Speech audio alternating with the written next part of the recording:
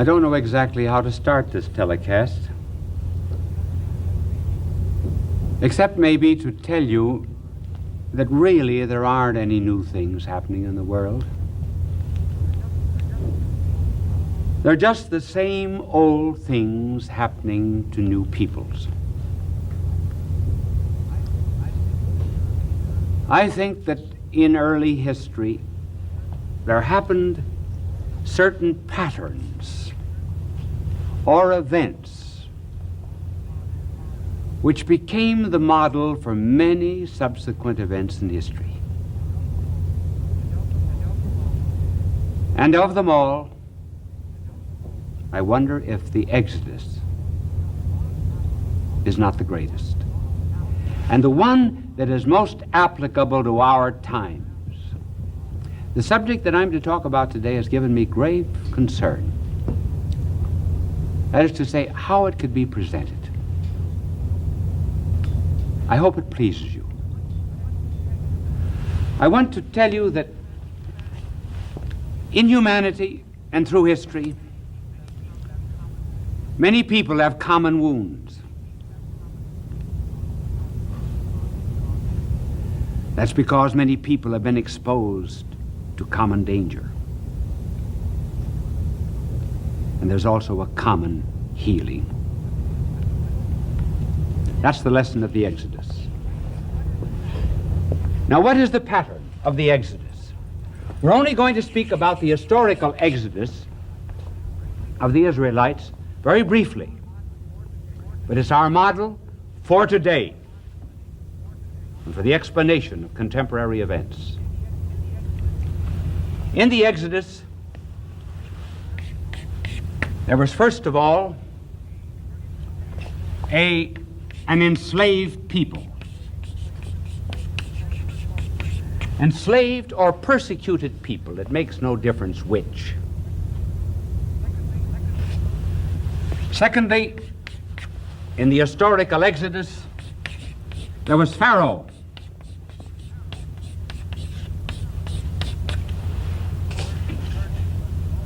And thirdly, there was the voice of heaven. Who were the enslaved, persecuted people in the traditional or the pattern Exodus? The Israelites. And anyone who's ever read that story in the scriptures will recall all of the enslaved Jews making bricks for the buildings of Pharaoh. And then Pharaoh even took away the straw and made them still make the same number of bricks per day. Rarely in history have a people been so persecuted. There had to be someone who did the persecuting. Someone who forgot his conscience and ignored it. That was Pharaoh. Pharaoh was face to face with the great man Moses.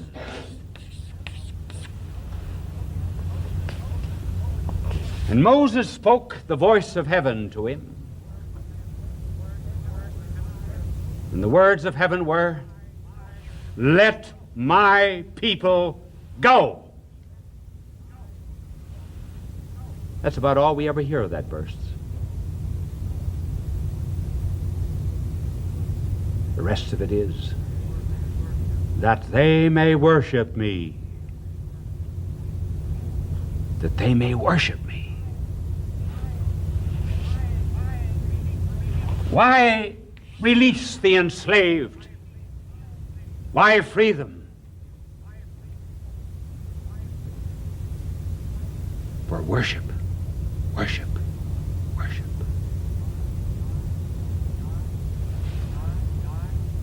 That's the die, that's the pattern, that's the model. The Exodus is not something that has happened, it's something that is happening.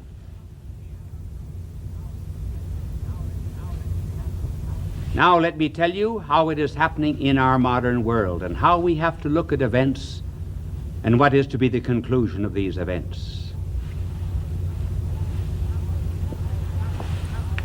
To whom is it happening and has happened in our times?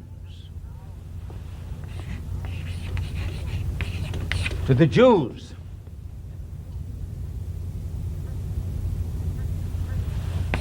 to the Christians,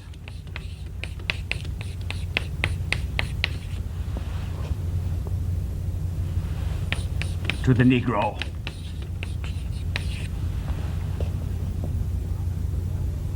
What happened in Egypt is happening now.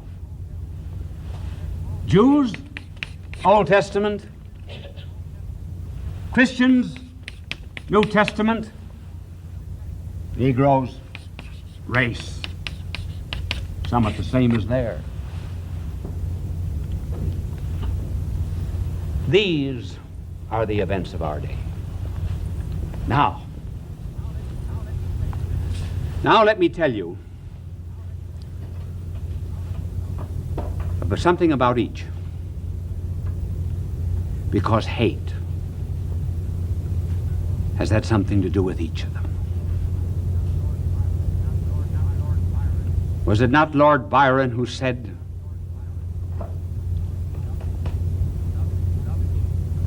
"We love in haste, we detest in leisure. Love fades. Hate seems to supply its own fuel."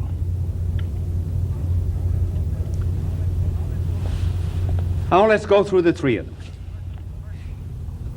First, the Jews.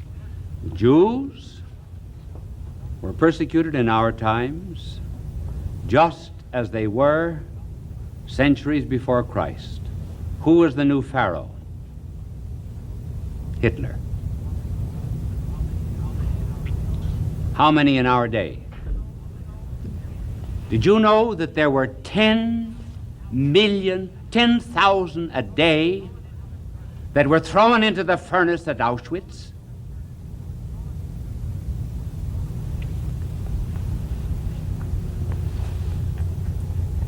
Their skin was used as lampshades. Unspeakable tortures. And in all, let us not forget, in our day, 6 million Jews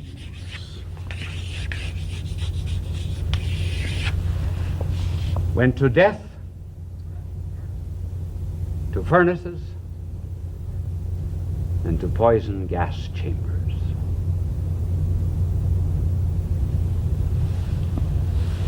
I don't know whether I think I ever told you the story of Viktor Frankl. Viktor Frankl is one of the world's greatest psychiatrists, a Jew. He was invited to the United States to establish his new school of logotherapy, as he called it. In other words, life must have a meaning. But he had a father back in Vienna. Hitler was just burning the synagogues. Should he go to America?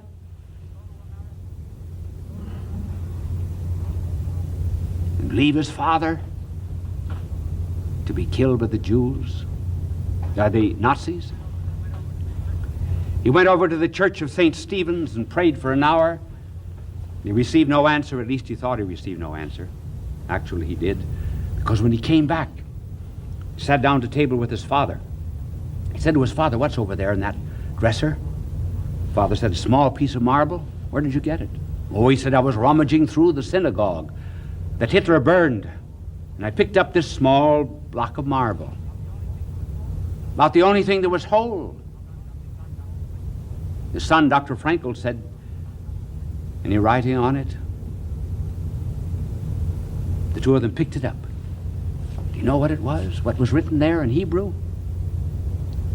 The beginning of the 4th commandment. "Thou shalt honor thy father and thy mother." He stayed with his father. Later went to his death. When we begin to think of inequalities and injustices and the like, Let us not forget that this is one of the forms of exodus of our day. Here was one of the Jews who went to death, burned at Auschwitz. He never finished the poem. This young Jewish philosopher, Benjamin Fontaine, never finished it. But he said, I am speaking as a man to other men with the little that is left in me of man. Now he addresses the Nazis. Like you, I have read papers and books,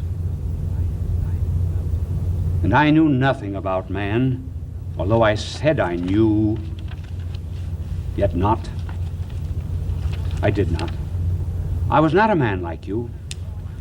No one has thrown your little ones into the gutter like little cats whose eyes are not yet open. You have not wandered from town to town, hounded by police. You have not known the cattle trucks and the crime of existing. The day will come when we shall be beyond the land of memory, and I shall be a handful of nettles beneath your feet. When you examine this handful of nettles beneath your feet, in a history lost to you, how wonderful, a history lost to you, only remember that I was innocent.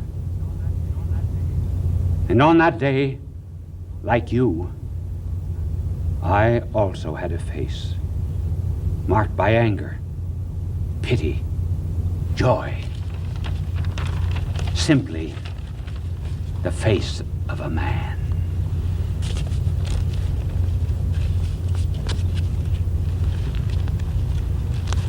That is 1/3 of the modern Exodus.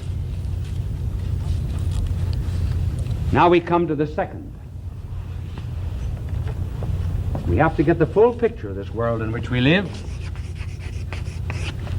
So the Old Testament was persecuted in the Jews. New Testament was persecuted in our day,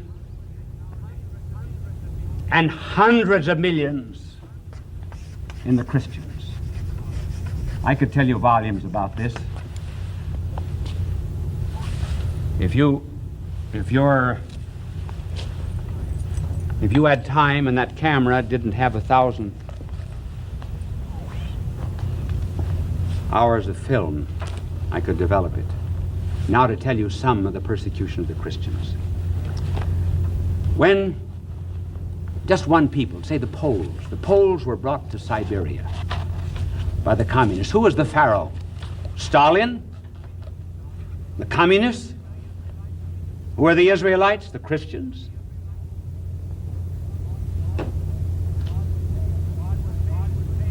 And as God was saying to the Nazis, let my people go that they may worship me, so he was saying to the Christians, let my people go. The Poles, for example. One man who was in that march, the priest told me that there were 325 priests among the 100,000 and more Poles that were taken to Siberia, and only one of the priests could remember the Our Father. So great were they persecuted. The Orthodox priests. There's a Jew here in New York who was there and who told me this story. He said that he saw a scaffolding. And on top of that scaffolding there were Russian Orthodox priests put. And alongside of them in a great pile were vestments. And they had to take the gold thread out of the vestments. Then they threw the rest of the vestment down. Finally he said there was a pile a couple 100 feet high of all vestments, and they were burned. No food was ever given to those Orthodox priests. After a few days, one after another would topple over. They wouldn't kill them. The modern pharaoh had no conscience.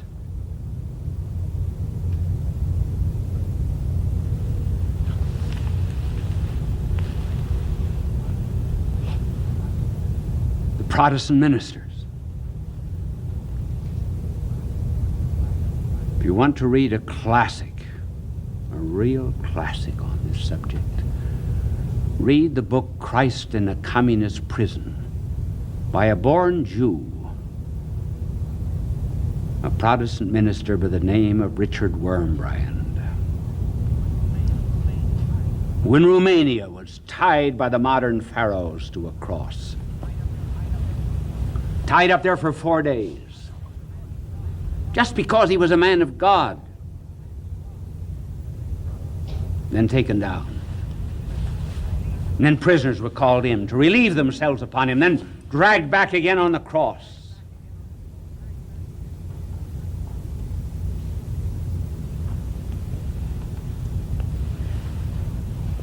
Missionaries in China. Mao was another pharaoh. One man who miraculously escaped it told me that he was 658 days and nights in a prison that was 5 feet long, 3 feet wide, and there was a sloping concrete bench, 180-degree angle. Nobody could rest on it. Crazy designs on the walls to make him mad. So take whatever Christian you can of any single country behind the Iron Curtain. We have had a modern exodus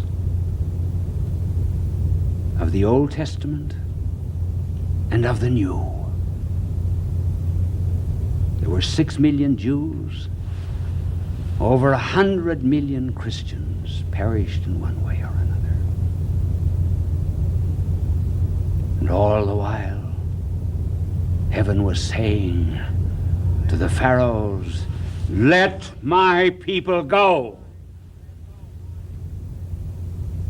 Let them go, that they may worship me."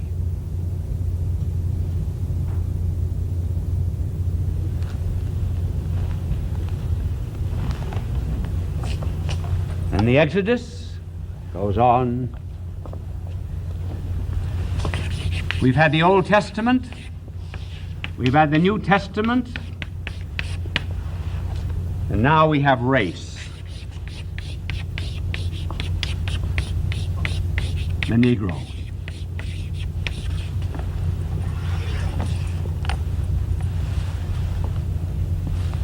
The Negro.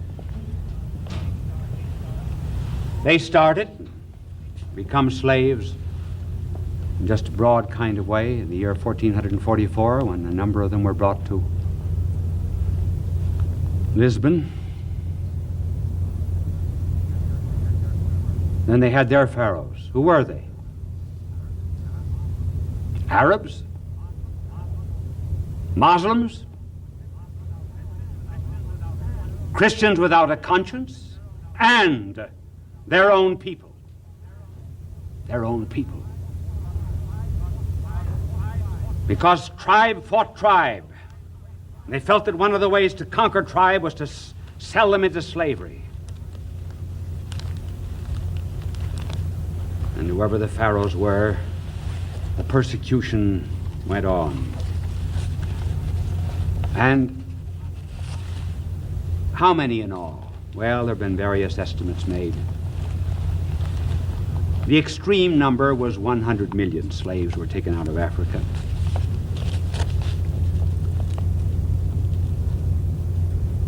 There is sufficient evidence to prove that during certain years about only 1/3 of them ever got here.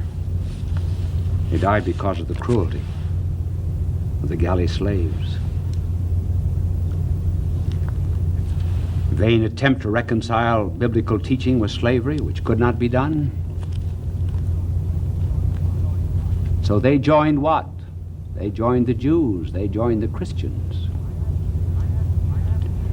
I have here a few advertisements which may interest you. Negroes for sale.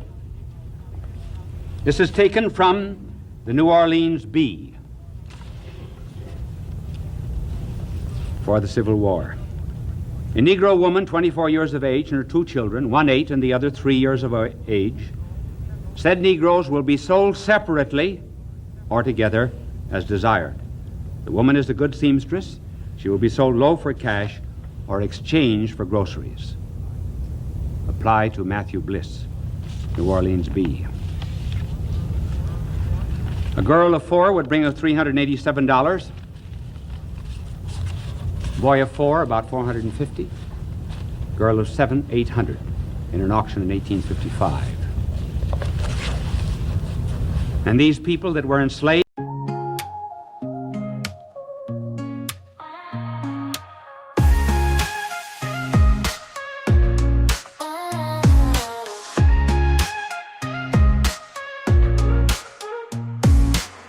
I thought you were so lucky because you were a star, but you cried, cried, cried in the lonely dark. And I'm sorry for what you went through.